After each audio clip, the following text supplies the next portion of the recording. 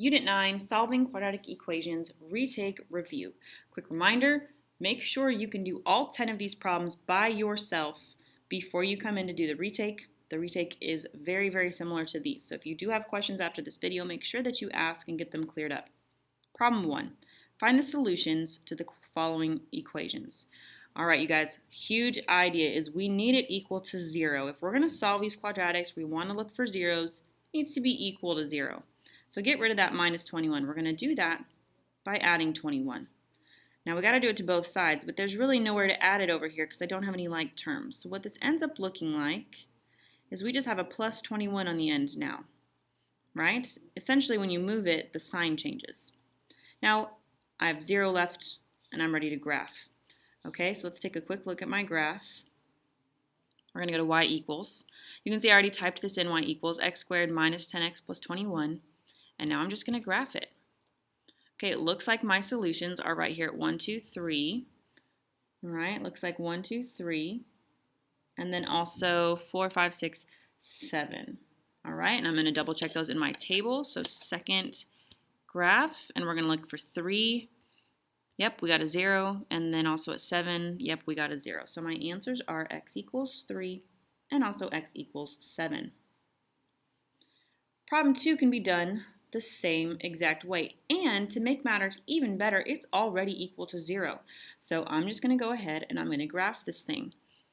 Y equals, I got to use x instead of p though. So we're going to do 2x squared, and then we've got plus 8p, so plus 8x. And then we've got a minus 24. Let's take a look at our graph.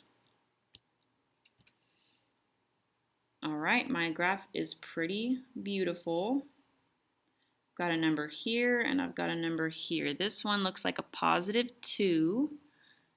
And over here looks like a minus 1, 2, 3, 4, 5, 6. A negative 6. I'm going to check my table. Oops, second graph. I see 2, 0, perfect. Now what about negative 6? There it is, negative 6, 0, so I know that I'm correct. So x equals negative 6 and also x equals 2. Problem number 3 is already set up for us. Now this one is maybe a little bit trickier, but since it's equal to 0, the first thing I'm going to do is I'm going to put it into y equals. All right, so plus x, and then we got minus 10. And there's my equation. All right, remember, we don't have to put the equals 0. Let's look at my graph. Okay, look at this thing. We have, this one looks great at a positive 2. 1, 2, nope, look, it's between 2 and 3.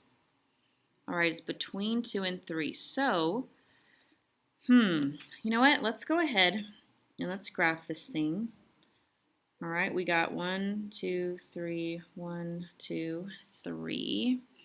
So it looks like it's doing, let's try that again. Looks like it's doing this. Okay, we think that one's 2. Let's check our table. Second table. Yeah, look, 2, 0, but then I don't see the 0 over here because it's a decimal. So let's go back to my graph. All right, this is a 2. What's this one? Well, if I had to guess, it looks like between negative 2 and negative 3. So what I want you guys to do is I want you to write down the following calculator steps because it makes your life a billion times easier. I want you to press seconds, then I want you to press the trace key, and I'll show you this in a second. All right, let's do that. So second trace, and now I want you to choose option 1 value. All right, I'm just going to press enter, option 1 value. And then I want you to type in the x value. Type in the x you're checking. All right, type in the x you're checking. I think it looks like negative 2.5, right between negative 2 and negative 3. So negative 2.5. And I'm right, because what do I see right here? I see y equals 0. So this negative 2.5 is correct. All right, negative 2.5.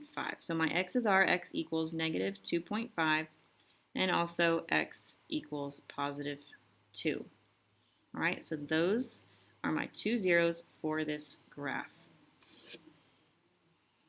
Problem 4. Now there are a few ways to do this, but I kind of want to be consistent in this video. So what we're going to do here is we're going to get it equal to 0. So I'm going to subtract 100 from both sides. So now I have 4x squared minus 100 is equal to 0. Once you have it equal to 0, like we've been talking about, we can simply graph it. So 4x squared minus 100, and I'm going to look at my graph. All right, I can see very clearly that we've got a 0 here at -5 and also +5. So my answers are x equals -5 and x equals +5. If you want to write x equals plus minus 5, that's also an answer. All right, same thing. And again, we should check our table just to be thorough here. -5 and 5. Yeah, we see -5 and we know +5 is good. All right, here we go. Let's go on to problem number 5. Now it tells you, and it will tell you this on your retest, to use the quadratic formula. The reason is, and let me kind of give you a good idea, look at my y equals here. I've got x squared, I've got x squared minus 5x plus 2, and look at this graph. Look at my zeros. It looks like they're right in the middle almost, but they're not. I'm going to tell you guys that these zeros actually suck, right? I can show you second, calc, trace, right? We're going to do the thing I just taught you. If I type in 0.5, because that looks like 0.5 right there, nope, not 0, right? This it almost looks like 4.5. Let's see if it is. Nope, not 0. All right, guys, this is not a nice quadratic. And when it's not nice, we have to use our quadratic formula. So I'm going to write that down for you. It's also on your formula chart. You do not have to memorize this, but it's -b plus or minus, and then the square root of b squared minus 4ac, all of that, everything over 2a. Now, before we move on, let's note that in this problem, a is the number with x squared, so just 1. B is the number with x, so -5. And c is the constant on the end, which in this case is a +2. So here we go. We're going to have x equals -b. All right, well, I guess -b is -5, right? So -5. And then we've got plus or minus the square root of b squared. Okay, well, b is -5, right? We just said that. So b squared minus 4 times a, and what's a? Okay, a is 1, right? I'm looking over there on the left. We've got a is 1 times c, which is 2, right? I'm looking over here. C is 2. And then all of this is over, should close out square root. All of this is over 2 times a. And again, a is just the number 1. Hoping the color coding helps you guys. I know it's kind of annoying to watch. All right, so all we got to do to finish is clean it up. That's it. And we're going to do it in 3 easy steps. -5. Y'all, that's the opposite of -5. That's just +5. Plus or minus the square root of, okay, I'm going to skip that. And on the bottom, we have 2 times 1, which is just 2. So all I got to do to finish is figure out what number is in my square root. So what I want y'all to do is in your calculator, I want you to start right here. I want you to put this in your calculator exactly as you see it. So we're going to start with that parentheses. So we've got -5 and then squared. By the way, if you don't use parentheses here, you will get it wrong. Use parentheses, y'all. All right, -4, parentheses 1, close parentheses, and then we got a 2. All right, that's everything that's under the square root, which is the number 17. Y'all, the square root of 17 is a terrible number. Look at it. It is hideous. So we don't do anything with it. We leave it as the square root of 17. And that is your final answer.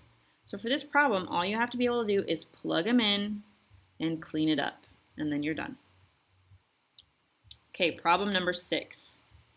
The function y equals x squared minus 2x minus 3 is graphed below.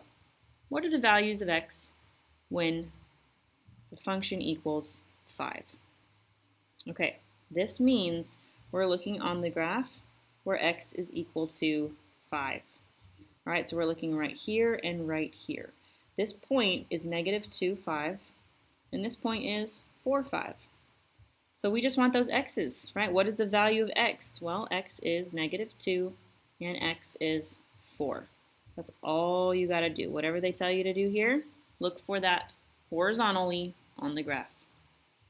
By the way, just a little side note. For this problem, if you really wanted to put it in your calculator, you can, but you'd have to get it equal to 0 first, which means you'd have to subtract 5 from both sides. If you want to do that, go for it. Problem 7. This problem was the free response question on the test, and a lot of you were trying to do it, and you were actually on the right track, but you messed it up. You want to know why? Parentheses. Let's talk. We got x squared minus x plus c equals 0, but then they tell us x is actually negative 5. So we should be using negative 5 instead of x. Now, look at how I'm setting mine up. Do you see how before I do anything, I write the parentheses out? That's what we have to do. All right, we got negative 5 squared minus parentheses negative 5 plus c. Let's just clean it up. What is negative 5 squared? Well, that's positive 25. Negative times negative 5 is another plus 5. And we got plus c equals 0. Still looking super weird, but we can do more. We can say, okay, well, 25 plus 5 is 30. Plus c is 0. You guys, 30 plus what number would give me 0? 30 plus what number? Well, just negative 30, right? It's got to be negative 30. And watch, if I actually solve this thing for c, don't I get negative 30? Yeah, I totally do, right? But I think it's just logic. If you want to go ahead and do the solving, go for it. It takes 5 seconds. All right, in this case, c is equal to negative 30. So for this problem, plug in what they give you, clean it up, figure out c. Almost done, you guys. To solve, x squared minus x minus 2 equals 0. Juan made the table to the right. For the related function y equals x squared, you know what? If you're doing this, you don't even read it. Like, I mean, it's trying to confuse you, honestly. The phrasing is very strange. You're given a table. You're asked for the solutions. What are they? Well, you're looking for when y is 0. All right, you don't want this one. Okay, that is a y-intercept. You don't want that one. So your answers are x equals negative 1 from this, and also x equals 2 from there. Problem 9. Use the graph to choose the correct equation for the quadratic. Now here's how I taught this. Remember that we have a 0 here at 2 and at 4. We need to change the signs from what we see in the graph. So they should now, because we see them both positive, they should be both negative in our answer choice. So it's got to be C. But it would take you 5 seconds to check and make sure that you are correct. I'm going to type in answer choice C, x minus 2, parentheses x minus 4, and I'm going to look at my graph. Does that match what's on my paper? Yeah, it totally matches what's on my paper. I know that I'm right. If I tried one of the other ones, for instance, what if I tried option B, which had a minus 2 and a positive 4? Let's see here. Look at my graph. I'm checking on answer B. Obviously, this is not right. This is not what I have on my paper. Okay, so change the signs. If you forget, though, just put them in y equals. Find the one that matches. All right, it's test taking strategy 101. I am having problems. Almost done, you guys. Here we go. Problem number 10.